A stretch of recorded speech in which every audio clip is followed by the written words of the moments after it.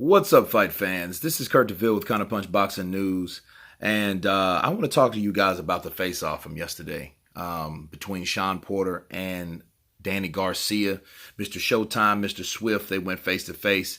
I seen them talking a little bit. I seen Danny look over to Kenny Porter, and then, saying something to Kenny Porter and get right back into Shawn Porter's face.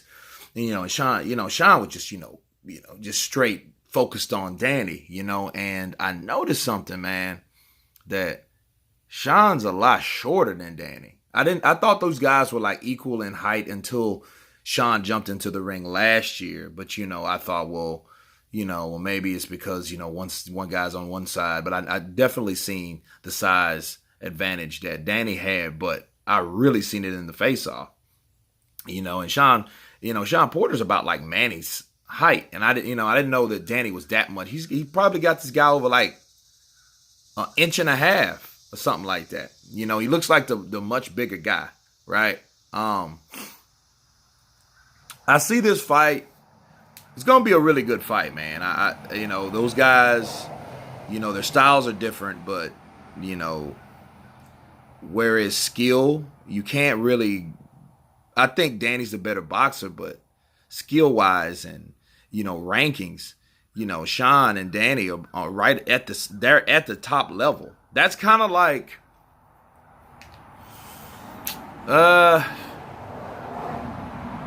for my old school, man, if you want to go back, that reminds me of when Vernon Forrest fought Ike Corte. If guys can remember that. This is like that type of fight, These guys got into the ring. They weren't champions, but they were fighting for that particular to stay at that level. And this is a very important fight for both guys because this dictates where they go from here. It's not like if Shawn loses, he'll, I don't know. Because depending on how the fight goes, if it's one of those fight of the year kind of fights like Leo Santa Cruz, Abner Mares kind of fights, or, Bradley and Provandikov kind of fights, where no guy really loses legitimacy, only that type of fight can dictate, because that's why Shawn Porter is still here. He's lost to Kell Brook and he's lost to Keith Thurman. Okay. So, but the way he lost to both fights, it was a close matchup.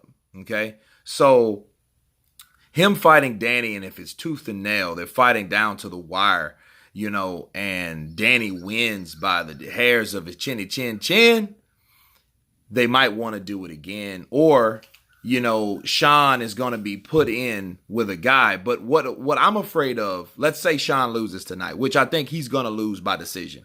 If he doesn't seriously hurt Danny and put him down in rough house. If Danny can't handle that pressure from Shawn Porter, he's going to be in trouble. He's going to be busted up like the Herrera fight or the Peterson fight. Because even Peterson didn't even fight him like that. Peterson fought him like, I think that was the right game plan to fight Danny. But if Shawn goes in there and busts up Danny Garcia, he's going to show in his face. He's going to look like he lost. But that don't mean he's going to lose a decision. You know what I mean? Look at him in those last two fights. He looked busted up. Look at him in the rare fight in Puerto Rico. Look when he fought Peterson. He looked like he got jumped. You know what I mean? In the alleyways, fighting with stick, stones, and bottles in the streets of Philly. You know what I mean? Because he didn't look like the winner. He looked like the loser, which I think he lost both of those fights. Honestly, that's just me.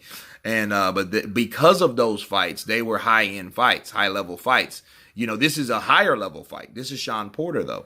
This is Danny at a new level fighting another guy that is at the top of that level. So it's still a test. We have to see how Danny does against Shawn Porter with his style, that come in bully style. But Shawn Porter does have boxing ability. But I hope that Shawn Porter and Kenny don't try to implement showing him how good they can box. I think they should go in and attack Danny because Danny's not used to pressure like that. Danny waits for certain shots when you get either mid-level or outside the level, and because he throws those winging punches. And those winging punches, he's got accustomed and he's good at timing those winging punches. As funny as they may look, they are effective, and he can knock you out with those punches, okay? So don't get it twisted on Danny Garcia and how he fights. I remember Eric Morales was mimicking him in the ring, by you know what I mean, and mimicking him while he was fighting. But guess what? He still got knocked out though. You know what I mean? Which, I have my mixed feelings about that, but that still happened. So if Shawn tries to go in there and box him and tries to do something that he normally doesn't do, I think he'll be in trouble and then he'll fall. They've decided to fight the wrong game plan, use the wrong game plan. So, but Shawn Porter gets in there and beats him up. Now, if Danny can take that punches and gets his own punches off and can keep Porter at bay, Mr. Showtime, this could be a different fight. Because I've seen guys try to crowd Danny, and Danny was able to use his footwork and get out of that. You know what I mean? Turn the fighter, and throw nasty hooks to the body and to the head, but I don't see him just doing Shawn like that. But he is a lot taller. He looks a lot bigger.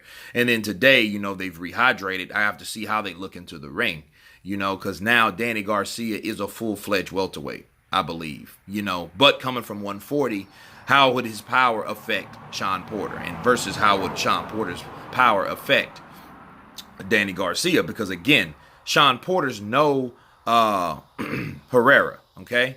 Herrera had his own boxing skills. He's lost a lot of close decisions, but I don't think he had the power like Porter. So I think that's something Danny has to watch out for. It looks like a very all-around fight, and it's a fight that I think was avoided for a while by the Garcia camp. I do think they avoided that fight simply because, I think Danny had some protection and had some favor, right, with who he picked and chose versus what Shawn did, what he had to do to stay relevant. And that's the significance. You know what I'm saying? That's just kind of like Canelo and the Triple G thing, the paths that they both had. And, Canelo had to, he was allowed to do certain things where Golovkin had to do these certain things. You know what I'm saying? So, but no, the face-off was intense. I mean, it wasn't nothing too much out of the ordinary, though, but it was intense. I did see the height difference. But for some strange reason, if it goes, I would love a knockout. Because knockouts in the sport of boxing means justice is served. Things have happened the way they happened because of one fighter made it happen. An opening was over and that fighter was able to see that opening into that hole and hit that hole and knock out that opponent and stop that guy. You know what I mean? And I mean knockouts. I don't mean early stoppages, because those are still based off of controversy and contingency to say, hey, someone did this or, a ref was bought off or whatever. I'm talking about a true knockout. So if the guy gets a knockout, you're clear to say, hey, that guy won without a shadow of a doubt, right? So that's what we're dealing with this particular fight. And I look forward to these guys fighting tonight. What else I want to add to that, man? I think that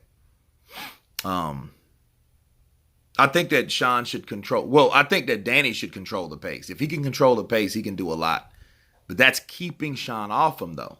So let's see if he can do that. So again, a lot of things will be questioned. I mean, I really honestly don't have a pony in the show because I don't really care who wins as long as they fight someone else. I don't think whoever the winner should slack off at this point, because that's been the complaint in the welterweight division, because one guy wins. Like, look at Keith Thurman.